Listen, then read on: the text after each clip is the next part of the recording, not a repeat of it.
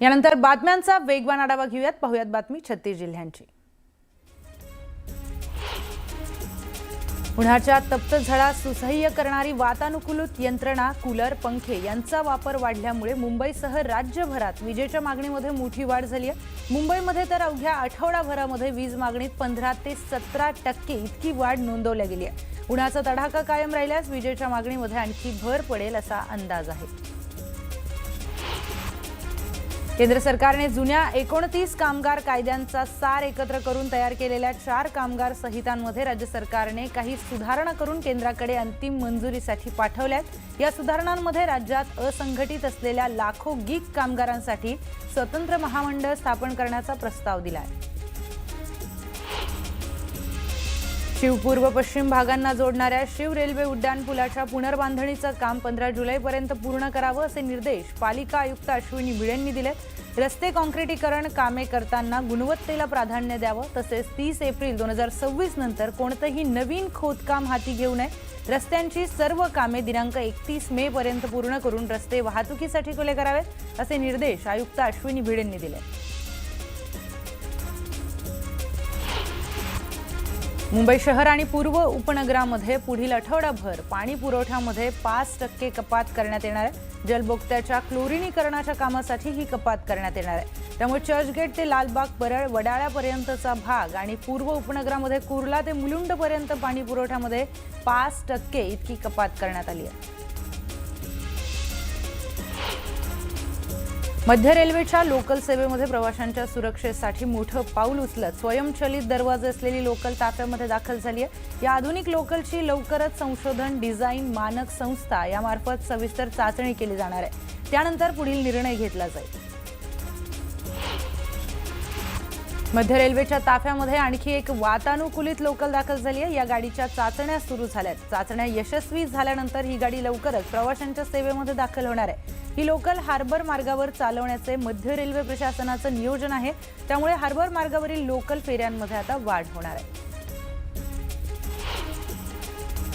अनेकदा नोटिसा बजावून देखील मालमत्ता कराची मूळ रक्कम आणि दंडाचे 789 कोटी रुपये थकवणाऱ्या 76 मालमत्तांच्या लिलावाची प्रक्रिया सुरू करण्याचा निर्णय महापालिकेकडून घेण्यात आलाय।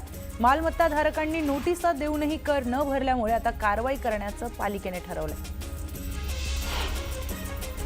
कोरोना काळामध्ये मुंबईकरांना अविरत सेवा देणारे बेस्टचे चालक, वाहक, विद्युत कर्मचारी आणि अभियंता विभागातील 9077 निवृत्त कर्मचाऱ्यांना कोविड भत्ता देण्यात येणार आहे। तब्बल 5 वर्षांच्या प्रतीक्षेनंतर बेस्टने थकलेल्या विशेष भत्त्याचं वितरण सुरू केलं। त्यासाठी 29.22 कोटी रुपये मंजूर करण्यात आले।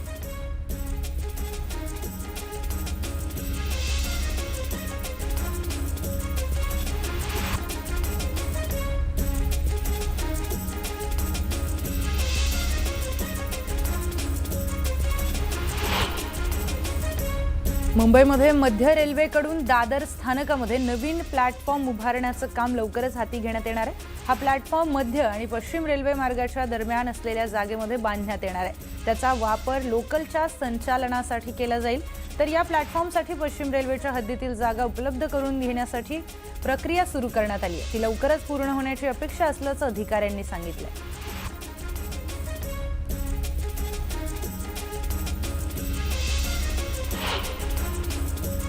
राज्यातील ऊस गाळप हंगाम अखेर संपला आहे। यंदा 1045 लाख टन ऊस गाळपापासून 99 लाख टन साखर उत्पादन झाली आहे। राज्यामध्ये सरासरी 9.49% साखर उतारा मिळाला। हंगामाच्या सुरुवातीलाच 160 लाख टन साखरेचं उत्पादन होईल असा अंदाज असताना हंगामाच्या अखेरच्या काळात ऊसाला आलेले तुरे यामुळे उत्पादनामध्ये घट झाली आहे। कराड तालुक्यातील उंडाळे प्रादेशिक पाणी योजना तब्बल 22 वर्षांनंतर मार्गी लागली आहे। 2004 साली मंजूर झालेल्या या योजनेला अखेर गती मिळाली आहे। कराड येथे झालेल्या शासकीय अधिकाऱ्यांच्या बैठकीनंतर आमदार अतुल भोसले यांनी याबाबत माहिती दिली। छत्रपती संभाजीनगर शहरातील हनुमान चौकामध्ये 2 गटांमध्ये वाद झाला। हा वाद इतका विकोपाला गेला की एका तरुणाने भर रस्त्यामध्ये बंदूक काढत हवेत गोळ्या झाडल्या। सुदैवाने या गोळीबारामध्ये जीवितहानी झाली नाही, मात्र नागरिकांमध्ये भीतीचं वातावरण पसरलंय।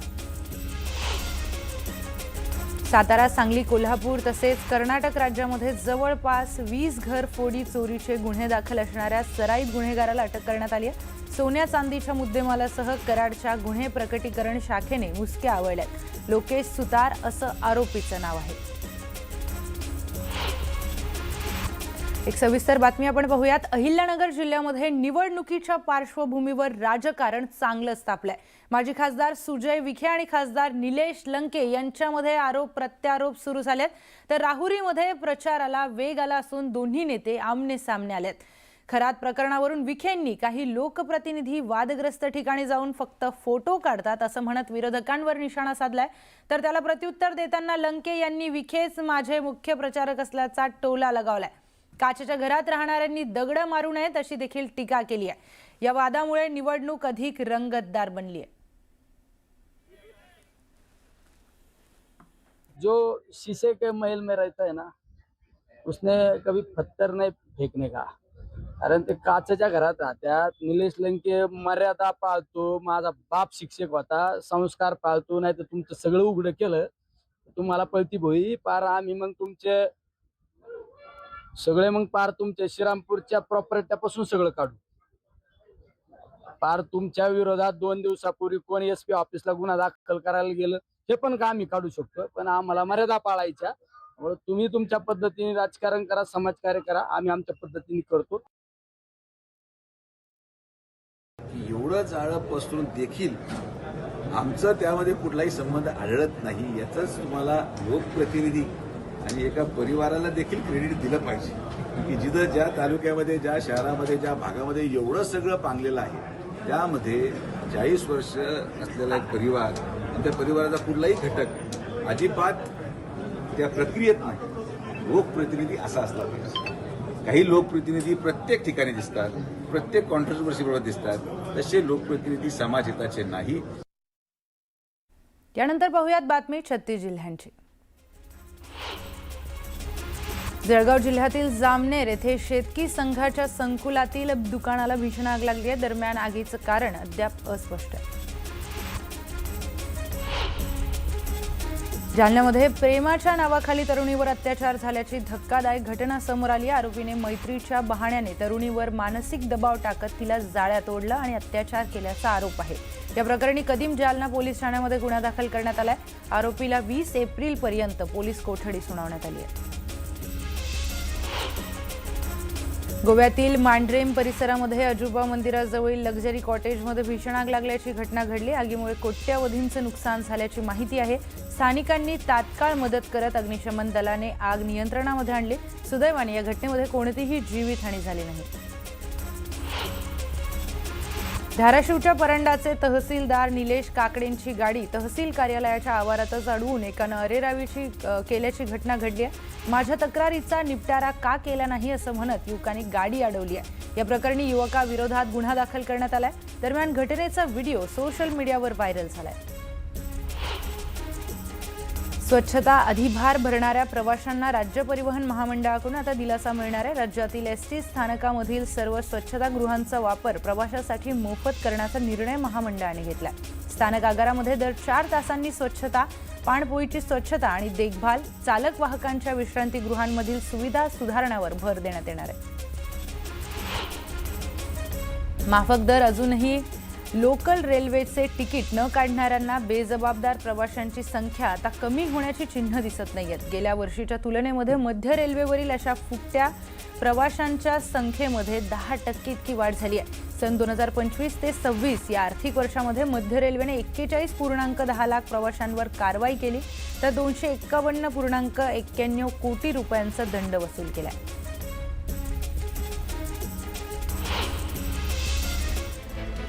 तर एक ब्रेकिंग न्यूज समोर येते। नॉट रिचेबल असलेली एमआयएमची नगरसेवक सहर शेख काल आयपीएलच्या सामन्यादरम्यान वानखेडे स्टेडियमवर दिसून आली आहे। मुंबई इंडियन्स आणि किंग्स 11 पंजाबच्या सामन्याला सहर शेखने हजेरी लावली आहे, तर सहर शेखचा हा व्हिडिओ आता व्हायरल झालाय। बोगस ओबीसी प्रमाणपत्रमध्ये वादाच्या भोवऱ्यात सापडल्यानंतर सहर शेख 2 दिवसांपासून नॉट रिचेबल झाली होती। युनुस शेख आणि सहर शेख यांनी शासकीय अधिकाऱ्यांची दिशाभूल करत बोगस ओबीसी प्रमाणपत्र घेतल्याचा आरोप आहे। राष्ट्रवादीचे नेते जावेद सिद्दीकी यांनी हा आरोप केला। मॅच बघतानाची पोस्ट शेअर करत सहर शेखनं गेम ओव्हर असा उल्लेख केलाय। त्यामुळे सहर शेखनं पुन्हा एकदा आपल्या विरोधकांना डिवचण्याचा प्रयत्न केल्याचं दिसतंय. थेट जाऊयात आपले प्रतिनिधी अजित मांढरे यांच्याकडे. अजित, आपण बघतोय गेल्या 2 दिवसांपासून सहर शेख नॉट रिचेबल आहे आणि आता त्यांचा वानखेडे स्टेडियम मधला व्हिडिओ समोर येत आहे. नेमकं काय घडामोडी घडतात? मुळात जेव्हापासून सहर शेखचे वडील युनुस शेख यांच्यावरती आरोप झाला आहे की त्यांचं जात प्रमाणपत्र हे अवैध आहे, तेव्हापासूनच हे कुटुंब नॉट रिचेबल आहे. गेली 2 ते 3 दिवस आम्ही जेव्हा मुंबईमध्ये यांच्या घरी आणि ऑफिसवरती जाऊन तिथं विचारपूस केली असता तिथं आम्हालाच भेटले नाहीत, आमच्या संपर्कात नाहीत असं त्यांचा ऑफिस स्टाफ आणि त्यांच्या जवळची व्यक्ती सांगतायत. यावरून ते दोघंही नॉट रिचेबल आहे हे स्पष्ट झालं. या पार्श्वभूमीवरती काल जेव्हा त्यांच्याच पक्षातील त्यांचे जिल्हाध्यक्ष ठाण्याचे आणि त्याचबरोबरीनं नगरसेवक सैफ पठाण यांची आम्ही जेव्हा प्रतिक्रिया घेतली, त्या प्रतिक्रियेमध्ये देखील त्यांनी स्पष्टपणे म्हटलेलं आहे की ते मुंबईमध्ये नाहीयेत, त्यांच्या जवळच्या कुठल्या नातेवाईकांमध्ये त्यांच्या घरी एखाद्या व्यक्तीचं जे आहे तो मृत्यू झालेला आहे. त्या मृत्यूच्या कार्यक्रमांकरता सगळ्या प्रक्रिया ज्या आहेत त्याच्याकरता ते गेलेले आहेत असं कारण त्यांनी काल सांगितलं. तसा इंटरव्ह्यू देखील त्यांनी काल दिला होता. पण अगदी थोड्याच काहीच वेळामध्ये सहर शेखने हा व्हिडिओ शेअर करून हे स्पष्ट केलं की सैफ पठाण हे जिल्हाध्यक्ष जे आहेत ते देखील खोटं बोलत होते आणि सहर शेख हिनं देखील तो व्हिडिओ पोस्ट करून हे दाखवलेलं आहे की ती या सगळ्या प्रकरणापासून स्वतःला लांब ठेवते. पण कुठेतरी या सगळ्या प्रकरणामध्ये तिला जे वाटतंय की जे घडेल किंवा नाही घडेल त्या पार्श्वभूमीवरती तिनं गेम ओव्हर असं टॅग लावून हा व्हिडिओ तिनं व्हायरल केलेला आहे. यात मुळात तिला विरोधकांना सांगायचं गेम ओव्हर झालेला आहे का तिच्या बाबतीमध्ये जर तिच्या वडिलांचं जात प्रमाणपत्र जे आहे ते अवैध ठरलं तर तिचं नगरसेवक पद रद्द होईल, त्यामुळे तिचा गेम ओव्हर होईल का, अशा पद्धतीचा टॅग लाईन दिलेला आहे जे दोन्ही बाजूने विचार करण्याला भाग पडतंय. पण मुळात जर सहर शेख ही मुंबईमध्ये नाही बाहेर गेलेली आहे आणि तिच्या वरिष्ठ तिच्या घरी कोणाचा तरी मृत्यू झालेला आहे असा इंटरव्ह्यू देतात आणि त्यातच सहर शेख अशा पद्धतीनं मॅच पाहायला जाण्याचा व्हिडिओ पोस्ट करते. यावरून या संपूर्ण प्रकरणी हे MIM पक्ष त्याचबरोबरीने सहर शेख किती सिरियस आहेत, किती गंभीर आहेत हे स्पष्ट होतं. निश्चितच अजित, धन्यवाद दिलेल्या सगळ्या सविस्तर माहितीसाठी.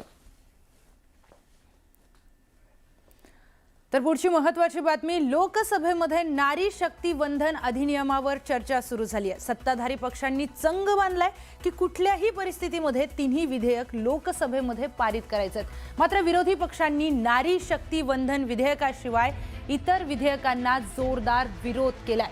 लोकसभेमध्ये उपस्थित सदस्यांपैकी 2/3 मते हे घटनात्मक तरतुदी असलेल्या या विधेयकांना पारित करण्याकरिता लागणार आहेत. त्यामुळे लोकसभेमध्ये आता विरोधी पक्षांची काय भूमिका असणार हे पाहणं महत्त्वाचं आहे.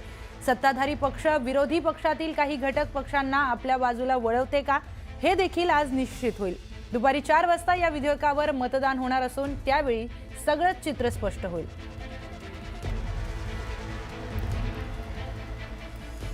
तर नारी शक्ती वंदन विधेयकाला विरोध करणाऱ्यांना दीर्घकाळ याचे परिणाम भोगावे लागतील असा थेट इशारा पंतप्रधान नरेंद्र मोदींनी विरोधकांना दिलाय.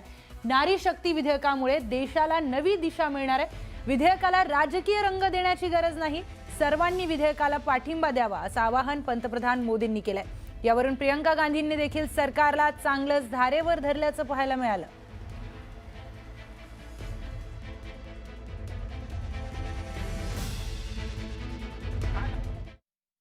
हर एक के अपने राजनीतिक कारण होते हैं और पराजय का डर जरा हैरान करने वाला होता है,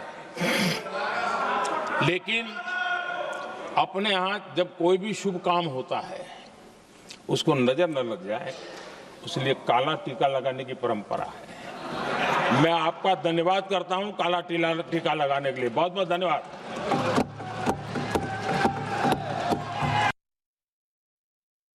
543 लोकसभा क्षेत्रों में से महिलाओं को 33% आरक्षण क्यों नहीं दिया?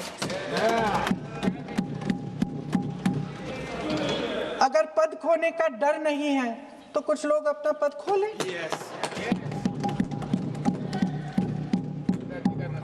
इसी में से SC ST का जो दर्जा है, SC ST में महिलाओं का आरक्षण 33% हो जाए, 1/3 आरक्षण हो जाए, OBC का भी उचित आरक्षण हो जाए, आज पारित हो सकता है। शुभ काम भी हो जाएगा, बेवजह प्रक्रियाहीन परिसीमन से देश का नुकसान भी नहीं होगा और काला टीका भी काम आ जाएगा। विधेयक संमत करण्याच्या मुद्द्यावरून मोदींनी क्रेडिट नको असं सांगितलंय. याला प्रियंका गांधींनी जोरदार प्रत्युत्तर दिलंय. पाहूयात. देखिए, इसका अगर विरोध करेंगे तो स्वाभाविक है कि राजनीतिक लाभ मुझे होगा, लेकिन साथ चलेंगे तो किसी को भी नहीं होगा, ये लिख के रखो, किसी को नहीं रहेगा, क्योंकि एक फिर अलग पहलू हो जाता है, फिर किसी को फायदा नहीं होता। और इसलिए हमें क्रेडिट नहीं चाहिए। जैसे ये पारित हो जाए, मैं कल एडवर्टाइजमेंट दे करके सबका धन्यवाद करने के लिए तैयार हूं, सबकी फोटो छपवाने के लिए तैयार हूं। क्रेडिट आप ले लो, चलो सामने से क्रेडिट का ब्लैंक चेक आपको दे रहा हूं। कोई भी महिला आपको बता देगी कि बार बार बहकाने वाले पुरुषों को महिलाएं झट से पहचान लेती हैं।